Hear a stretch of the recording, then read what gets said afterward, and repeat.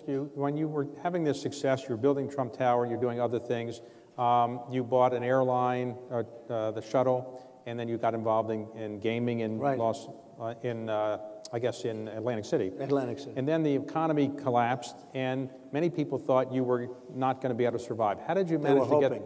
Well, I just wanted to continue to live my lifestyle. I like, planes and everything else. Then those days I wasn't married, so I like planes and beautiful women. I liked my lifestyle. I didn't want to lose my lifestyle. So how did you get through all that? Well, first of all, the shuttle was great because what happened with the shuttle was this was like 57th and 5th. That was the shuttle going to Washington or Boston. In the airline business, that was sort of like the best asset. So I had that. So the banks came, the market had totally crashed, but the banks came to me and people came to me, and I made a deal where it was a great deal to sell the shuttle, even in bad times.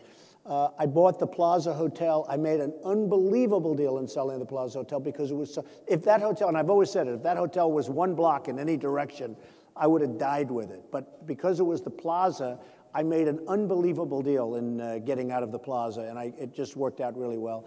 And other things I did were, I was telling, actually David and I were speaking before, and I said, the crazy thing about Atlantic City, I was there during the boom time when it was a monopoly and did phenomenally in Atlantic City. But then Atlantic City changed. A lot of bad decisions. They built a convention center. I fought like hell that they wouldn't do this. They built the convention center in the wrong location. They didn't do the airport properly. The politicians took over Atlantic City and absolutely destroyed it. But Atlantic City, for me, has been a great experience. And I got out 7 years ago. And again, made a lot of money, but I do play the bankruptcy laws, not individually, but corporately. And other people do too. Many of your friends that we were talking about before, you look at Caesars is going to go bankrupt, and every time they play the bankruptcy laws, it's just like a standard little story. When I buy a building, the building is in turmoil, it's got a big mortgage, the bank is being vicious and ruthless. I buy the building, I call up the bank, they're not nice, so I throw it into a chapter, I beat the hell out of them, and then I get huge reductions, and then I make a lot of money in the building.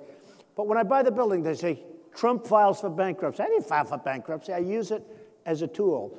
And the enemies, I call them the losers and haters. I call it that on Twitter. I call them the losers and the haters. They say, oh, Trump went bankrupt. I use that as a business tool, you understand, and so do many of your friends. You look at whether it's Sam Zell, whether it's Leon Black, whether it's Carl Icahn with TWA, we use the different laws. The only thing is that with me, they always say, every time I do it to my advantage, they say, Trump went bankrupt. If David does it, nobody's going to say that, so that makes you smarter than me. I doubt that, but let me ask you about...